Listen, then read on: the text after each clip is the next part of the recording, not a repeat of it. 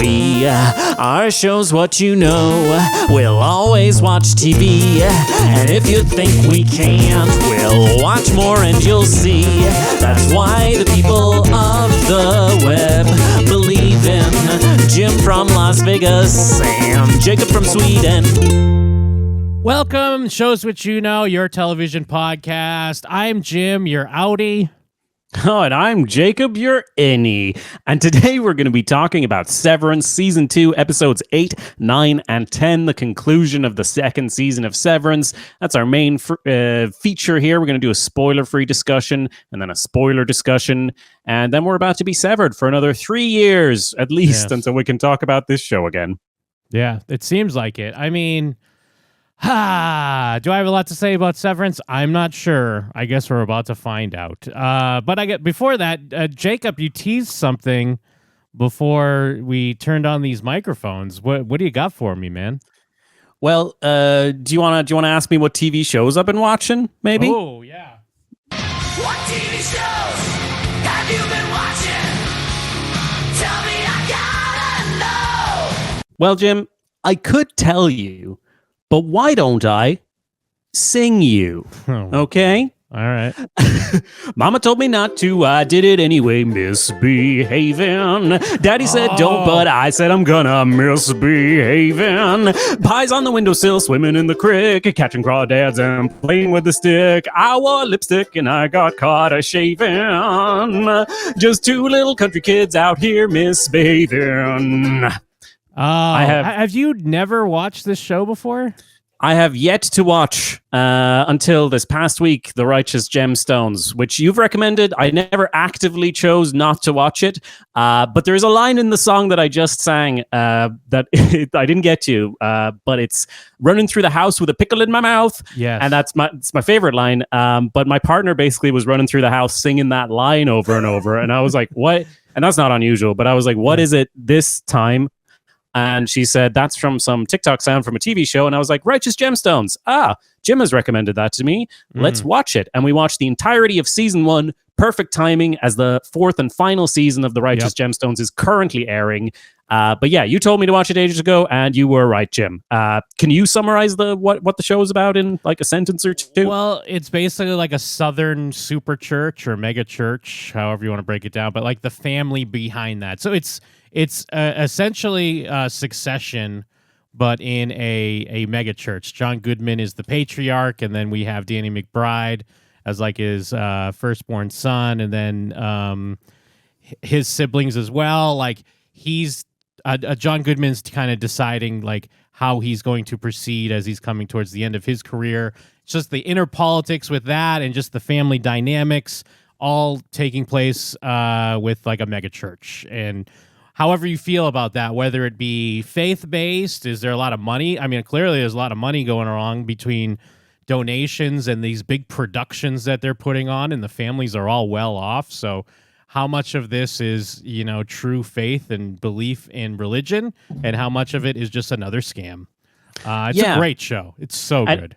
I mean, that's all true, but it should be said, it's very much a comedy too, right? Like It's a drama kind of, but it's very much like a dark comedy, which I suppose Succession is as well. But it's, it's if you've watched Eastbound and Down or Vice Principals, which we've reviewed at showswhatyouknow.com, Walton Goggins is in this as well. And it's kind of got a similar comedy vibe where it's not necessarily like punchline jokes. It's more like, isn't it ridiculous that these people are talking this way to each other and acting these way to each other? But still somehow it feels grounded in a weird way, because these characters are so...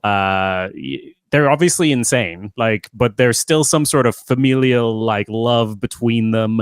There's a lot of schemes and hijinks going on. There's a good bit of violence and just things getting out of control as they all sort of vie for the money and the power that comes with being a massively popular televangelist. And yeah, it's kind of hard to describe, to be honest, what's good about it. It's like the episodes are... I suppose they vary in length, but they're like a little bit longer than your comedy shows. I think that's maybe the first episode is like an hour long or something. And I think that's why I didn't get into it the first time around, because I couldn't see the comedy in it as it's not very surface level, but there's stuff like the music is so good. It's really on the nose, but it really elevates the comedy with sort of like little Western themes or whatever sprinkled in to really heighten the drama. And yeah, it's a really good show. The daughter is so insane. All the characters are pretty insane, but yeah, it's Judy great. Gemstone is so funny. But it's Yeah.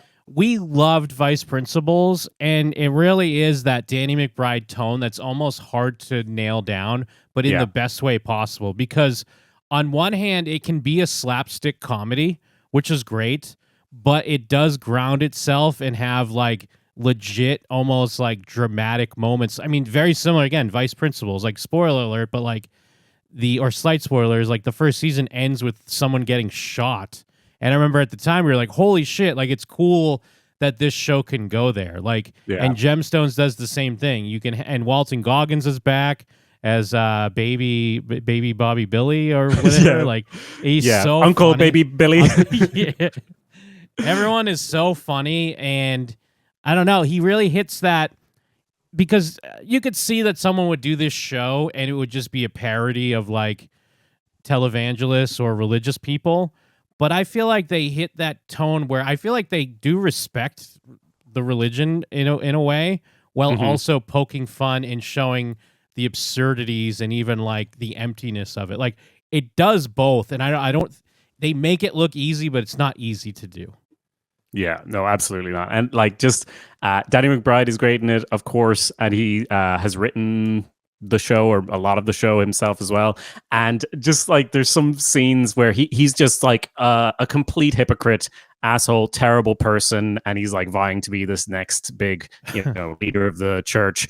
And there's this one scene that's like a few episodes in where he just keeps repeating these lies to his wife about what's going on as he's getting more and more embroiled in a weird blackmailing scheme. And then like it's not really a spoiler, but like there's like something intense happens in front of his wife, and he's just there with his like white plated gun, and the camera pushes in as he turns around, and he's just like, don't worry, there are just some fellas I do car pranks with or something.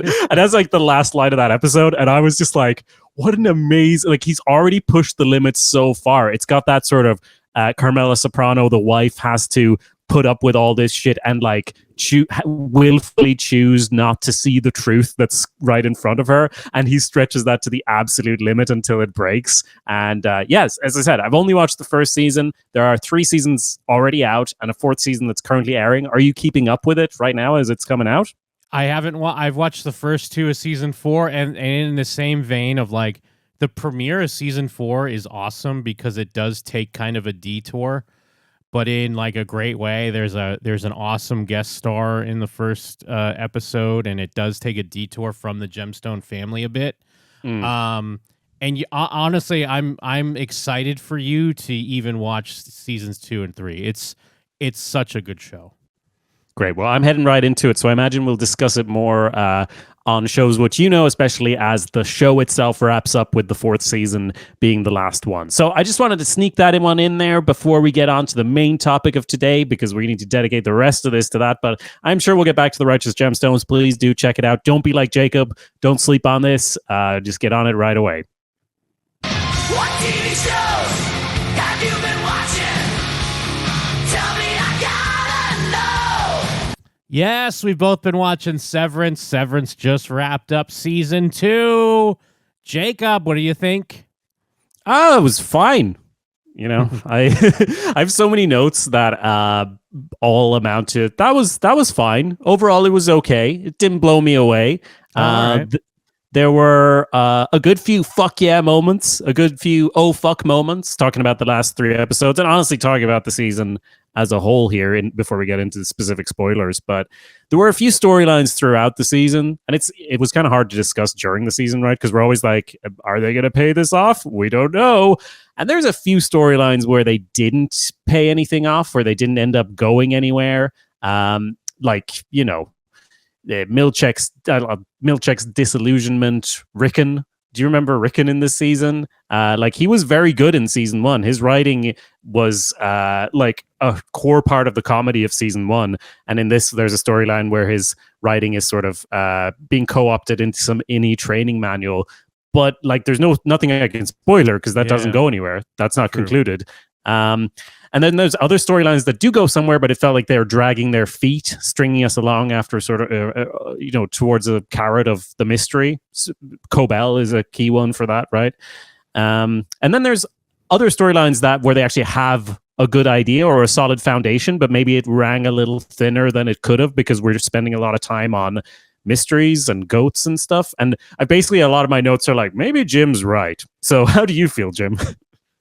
Well, I mean, I kind of threw it to you first because I thought I was going to be negative, but I completely agree with you. I mean, I really like this show, and I think we said this in our last discussion. I mean, I love how it's shot. I love all the performances on it. I love the weird, like, off-kilter tone that it has. The music, just the vibe. Like, I'm here for the vibes. Don't get me wrong. I'm loving the vibes. It's just... And maybe this isn't just a thing of this show. It's just these types. It's just a con of these types of shows in general. Is that as we start to zoom out more, it starts to lose its luster. And again, I keep coming back to that, like I'm paraphrasing, but like a thing I read that Max Landis posted, which I know he's a disgraced screenwriter. A lot of people hate him, but he mentioned how like this show. And initially, I thought this was a show about like weird people in a real world, like a grounded world.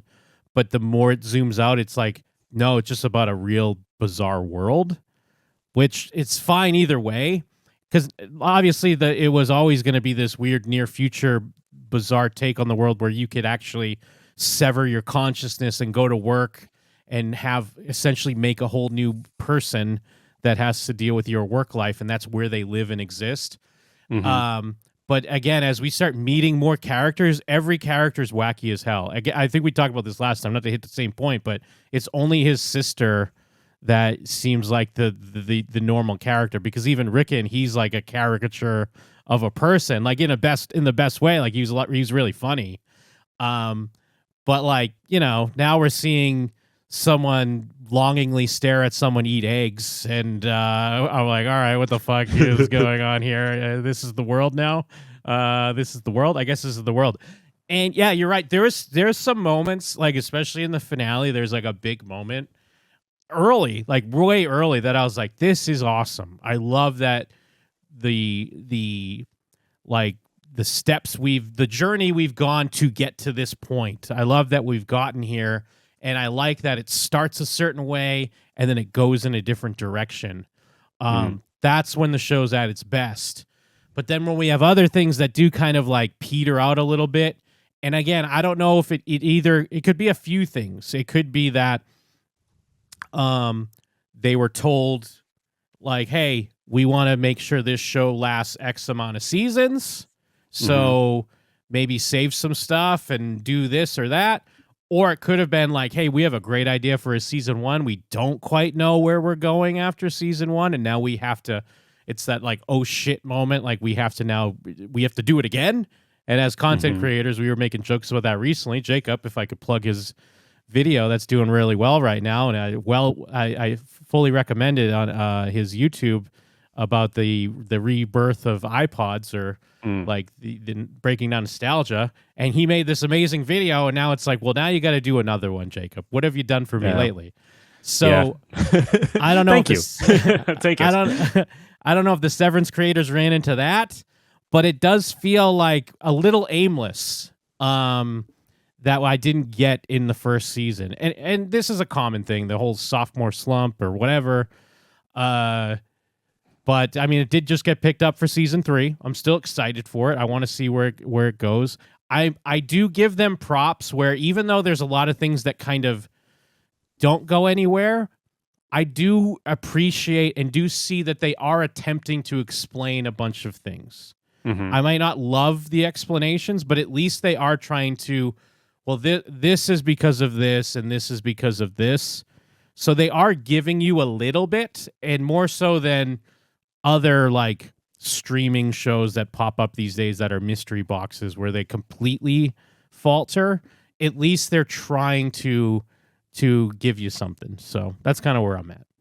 Yeah, we are, as listeners will know, curmudgeons by nature. Yes. There is a lot to like about this show. I just think the first season, my interest and excitement grew episode over episode, right? And it pulled me more and more in. And that is not something they've managed to do the second season. Like, I do still like a lot of the weirdness, people staring at people eating eggs, as you said. Like, that still makes sense to see because we're seeing sort of the broader cult, the corporate cult that has led to the creation of these severed employees and the weirdness that we saw, firsthand in the first season. We're now seeing maybe hints of why that is the case. But for the sort of main mystery to do with Gemma, to do with Lumen's goals, I would have expected and like to see a little bit more of that before the end of the season. That said, some moments really did landed, and they did land, and they still have a chance to bring things together well, I think. But just my excitement didn't grow exponentially through the season the way it did in the first one, and it even did when I rewatched the first one, right? And maybe part of that is like hype and nostalgia and all that shit, but like some of it is that it's expanding the world, and that inherently comes with less time maybe spent on the parts that work really well, like everything to do with Mark, Helly, and I guess Gemma. I'm pretty on board with. And the show is visually stunning, as you said, but maybe it relies on that a bit much. But yeah, it's still a very good show, and everyone should check it out. I think it's a good show, but maybe we should get into some specifics. What do you think? Well, I just want one little caveat to what you're saying is that, and maybe this was deliberate, but as they're widening the world, maybe we should have seen more of the real world in that. Because season one, I mean, you watched season one more recently than I did.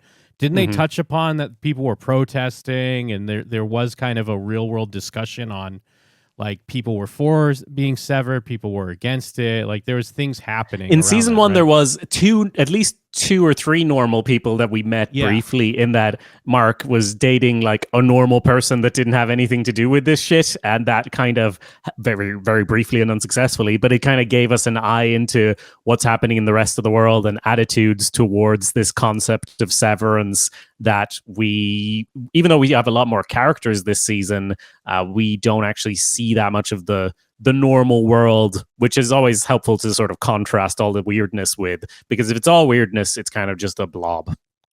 Yeah, I agree. Well, let's get, if you haven't watched it and you're concerned about spoilers, here is your goddamn motherfucking spoiler warning.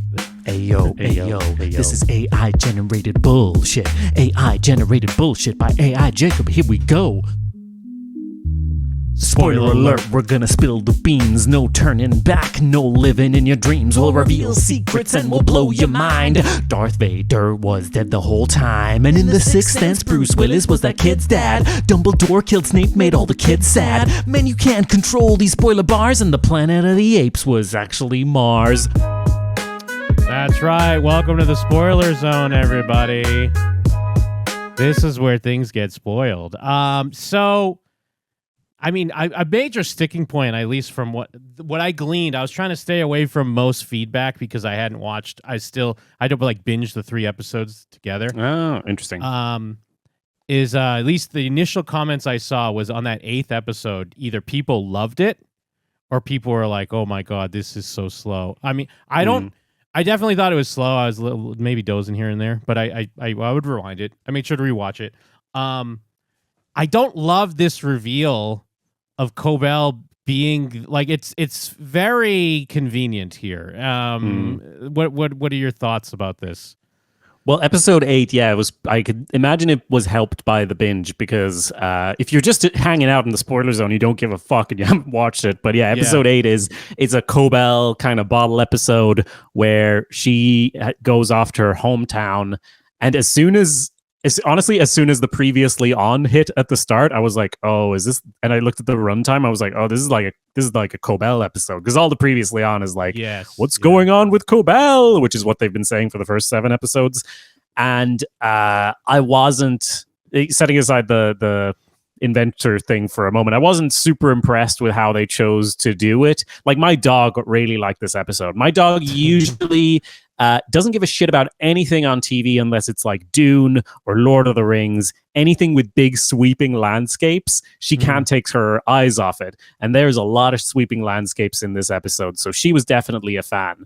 But I genuinely don't think there's a story in this episode. I don't think I don't think there is a story that happens. I think it's just, this is where I first wrote, maybe Jim has a point. This might be less interesting because it's so reliant on the lore being interesting rather than the plot. There's no real change. She goes back to her hometown where she grew up to fetch something. We don't know what. She goes and cries in her mother's hospital bed. She drives to a place to ask someone to give her a ride to another place secretly, so she can avoid, Lumen. And we find out at the end that Cobel invented Severance, which, again, as far as a story, that is not a turning point for the character. There's no change for her internally, even though we focus on her the whole episode. And yeah, she does go back home. We find out she's sad that her mother died and potentially died kind of on purpose because she didn't like Lumen and the child labor that she was sending her own daughter to, ? It's a lot of lore stuff, but it doesn't feel like a story. And I do also kind of hate that Cobel apparently invented Severance, because I have had terrible managers in the past, and Cobel has been such a perfect distillation of what you hate about a bad manager. And she's been great for that. She's a great character. But then saying, oh, she's actually also a technical genius, it kind of feels like a slap in the face. It's almost like, yeah, she should have been running the severed floor. She was actually right in everything she was doing, which is just my personal feeling and opinion. But yeah, I feel like this wasn't really foreshadowed a lot. It's not like she knew that much more about the technicalities of Severance, but I suppose everything like that was very much mysterious in season 1, so who knows? You didn't like it though, right? No, I didn't love it. And not so much that I had that much of a problem with the episode, even though I agree with everything you're saying. I guess they're just trying to hint of how, like, these corporations can destroy a town, or like, you hear about this here in the States a lot. Like, there's this industrial town, and then the company moves away and leaves people jobless and also sick based off of things that they've done. And I did see someone breaking down like why it's important is because, it does tie into that it's Cobel's own trauma and mourning that birthed this idea of being severed. But like, I guess that's true, but it's still not. It's still it still comes off as too convenient a bit, and not enough there to really foreshadow it. So yeah. I mean, I guess I get it lore wise, fine. But it almost, so they were like, we can like hit a few birds with one stone, because now it's like they're kind of explaining the young intern assistant that's been on the severed floor, because it's like, oh, child labor, like this is something they've done before. They're taking advantage, and also tying it into how we knew that she was kind of raised in this worshiping Lumen society, so that's tied into that. Like, I get what they're going for, but it's just it wasn't that entertaining to sit through and watch. And it wasn't terrible, but again, I have really high expectations for this show. Agreed. Yeah. So I think maybe that's part of why we're getting so in the weeds about it. But like I said before seeing this episode that I felt like they were dragging their heels with Cobel's storyline this season. She has a scene where she drives up to the sign that's like the name of this town, and then she turns around and drives back. And then there's a scene where she's screaming at Mark in a car. There's a scene where she goes back to the office, and she's gonna go with Helena, but then she sort of senses something might be awry, and she gets in her car and drives off. Like, nothing happens in any of those scenes. Nothing happens there. We're just sort of reminded that she exists, which is actually perfectly okay if it leads up to a really solid episode where we have some sort of change in her person or character, and I just feel like we don't get that.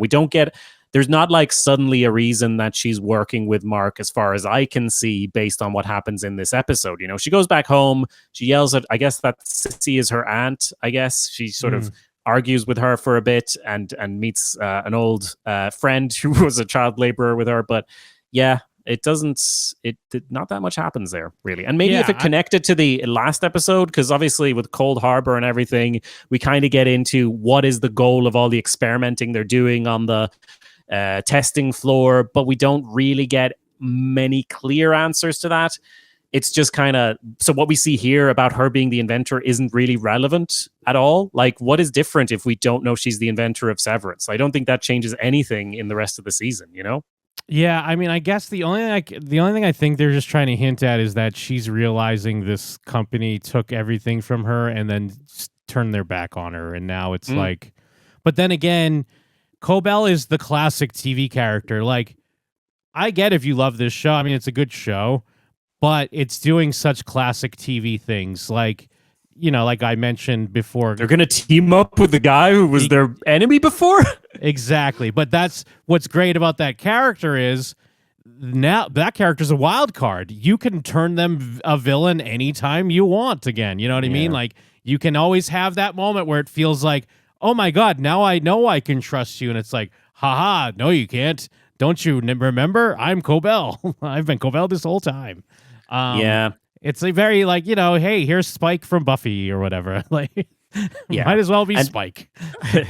And in the next episode, she does, you know, team up with Mark and Mark's sister and get him into this birthing cabin with the theory that he'll be able to sort of become his innie so they can have a conversation. And so she does do that. But besides that, she doesn't really do that much. Maybe if we're getting into episode 9, I was... There, you know, I'd written. I'm sick of scenes of Cobel driving because they're still driving places here in episode 9. I was surprised that it was such a massive plot point that Mark was going to call in sick. Like, what was that about? He almost died like 2 episodes ago, and his brain is still definitely self-combusting, and he already knew Gemma was being kept there and potentially tortured, and he's been lying to Milchick for ages. So why was it such a big deal that Cobel's telling him to call in sick, and he's like, no, or whatever? I'm like, this is time we could be spending learning what Cobel knows about your wife, but instead we're doing this, I suppose. Yeah, that's again more classic TV stuff. I mean, the things I loved, because I mean, 9 and 10 kind of bleed together a bit to me.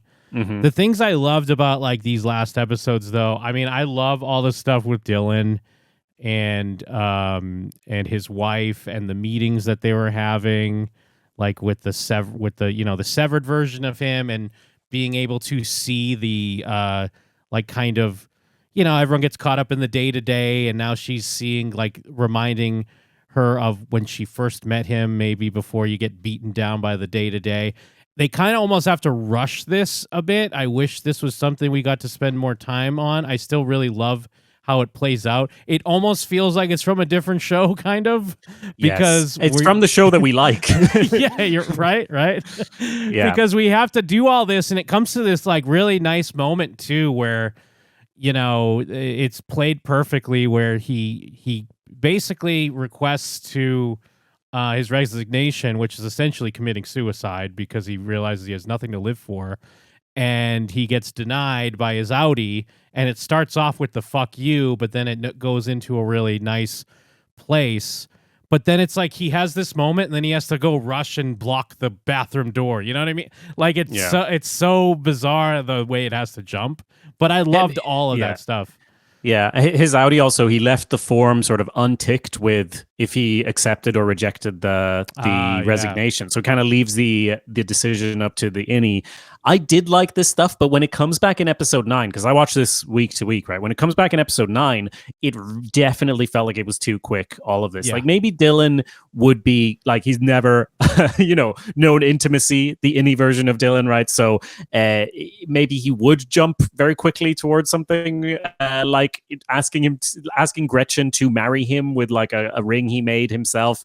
It kind of makes sense, but it just, for me, felt a little too quick. But maybe that's a lot of that is because the previous episode is a Cobel bottle episode. The episode before that is the sort of Gemma flashback episode. So we haven't actually seen these two interact, for me, in multiple weeks at this stage.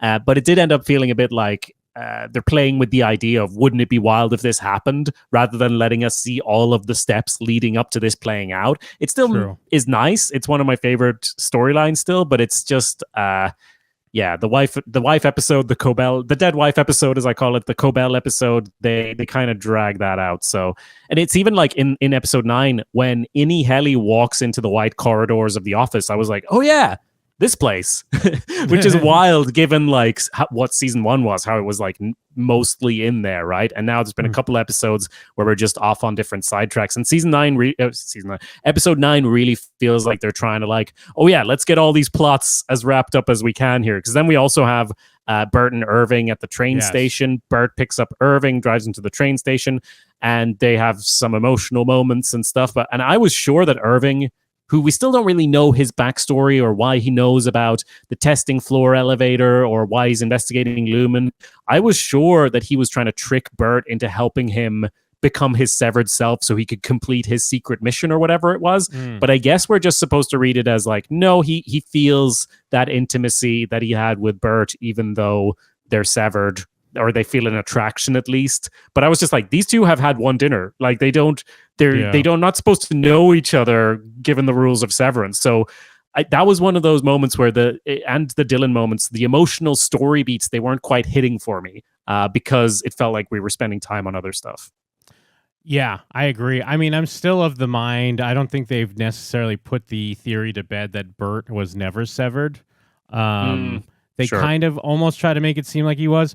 I feel like I maybe missed something when Bert's reading Irving's notes and he's describing him as like this enforcer. Like I guess I don't really remember that being a thing.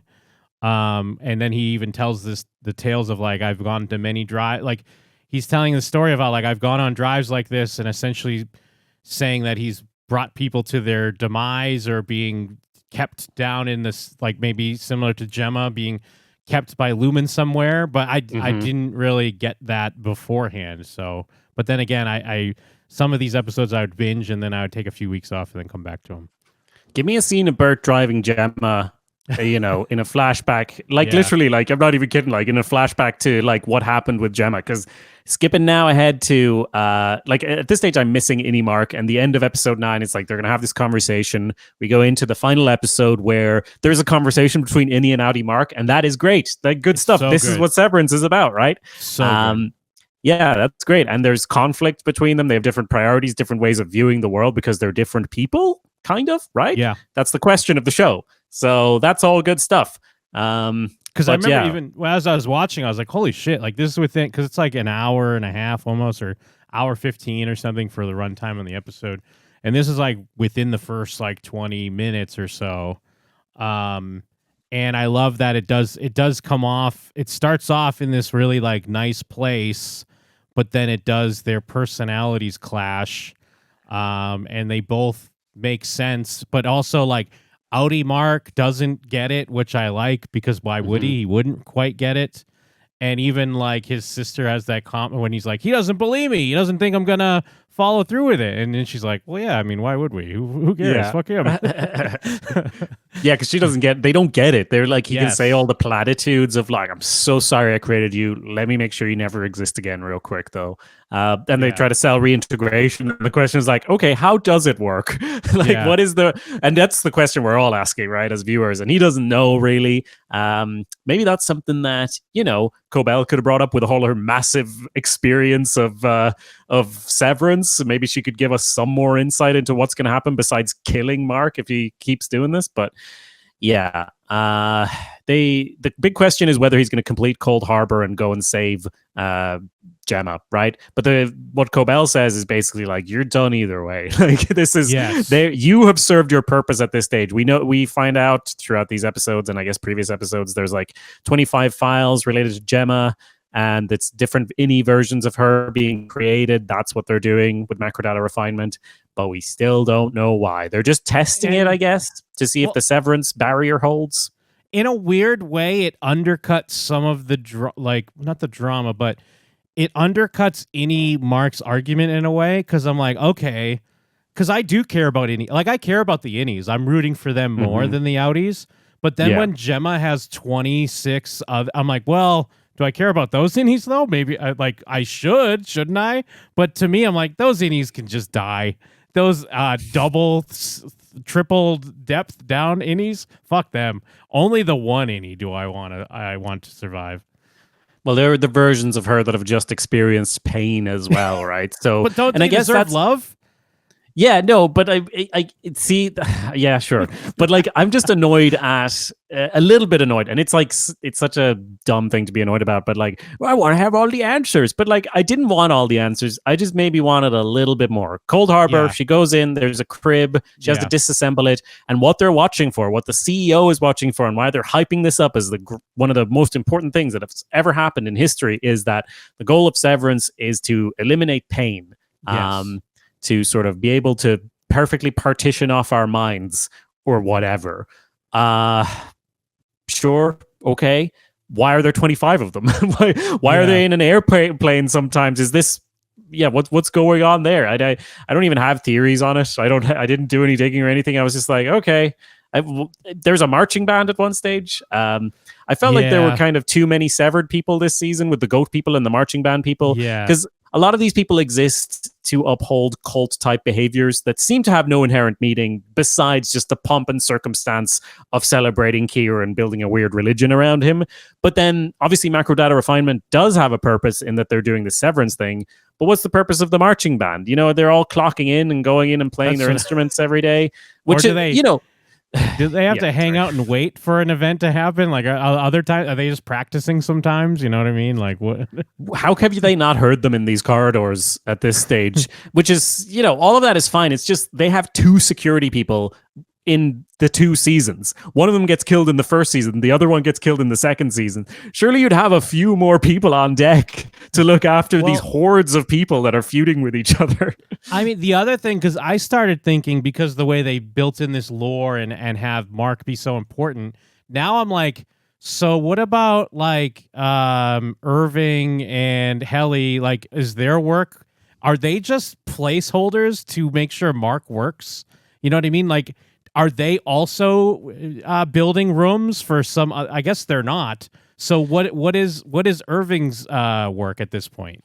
Well, I was wondering about that, and when Mark completes the last bit of the file, Helly's sort of looking over his shoulder, and she says like, "Oh, at least it's a happy one." So clearly, she can also see which ones are the happy and sad numbers. So presumably, they're all working on Gemma's files. I don't know if all the macrodata refinement people in all the other locations that we saw at the start of the season are also all working on Gemma's files. Did macrodata refinement exist before she died, quote unquote, or not? And again, these are questions that don't necessarily matter, but it's just questions that the show is kind of inadvertently, well, like this wouldn't ruin the show. It's just little things that you'd have in conversation about it. And it's like they're inadvertently pushing these into my mind. I would never have thought about this before until they did the whole Chosen One angle of like, we need Mark S. He needs to be here to do this or whatever. Because even at that point, then if Helly's working on it too, you know, why wouldn't she just be able to do it? But I guess it's because Mark still is connected to her, even though it doesn't matter. Whatever. Yeah. Do you remember when he made a tree out of clay in the first season, and that in like therapy in the break room, and that was the tree where his wife died, but then that was his wife sitting up opposite him, and Cobel's doing these experiments, bringing them close to each other to see if the barrier is holding. Yeah. These are all things that happened in the show. And I mean, they do a simple thing that I'm impressed. I guess I should have seen it coming. Where I was like, oh yeah, of course. Like Mark S can save Gemma, but still choose himself. So I do like the conclusion we came to. I mean, we're setting ourselves up for a nice unraveling in season 3, episode 1 of like, you know, I guess because now Mark's the one they need to save or whatever, or he's the new Gemma or something. But I do like the way the ending came about. I like that they I think they even mentioned it in the post-show, like, when breakdown, where they're like, we always wanted to get to this moment where Mark has to choose between Gemma and Helly. Although it's any Mark that has to do it. So, of course, he's going to choose Helly. But, and he picks that unknown where, hey, we might only have a few minutes here because who knows what's going to happen with Lumen, but I'm going to pick those few minutes. Like, I thought that really worked. Yeah, I like that a lot as well. And they even did a thing of where they're running at the end there. They change it to like film stock in the last shot, where, in the episode with Gemma and all the flashbacks when they're experiencing love and connection, it's not shot the same way it's shot on film. And you got that grain in there. And then the last shot of them running, all of the shots of them running beautiful with the red light pulsing through. And then it kind of zooms in on their freeze frames and zooms in on their face. I'm like, it's very like, this is a film. We're doing film stuff, guys. This is stuff you cannot do in a book. Check it out. And, it continues to be great on that level. And it's a good choice for the ending. I just think, as we said multiple times, they hype up the mysteries a lot. And I'm not saying they don't deliver, but I was reading this interview in Rolling Stone with the writer who was talking about sort of that balance of between mystery and paying things off and not paying things off.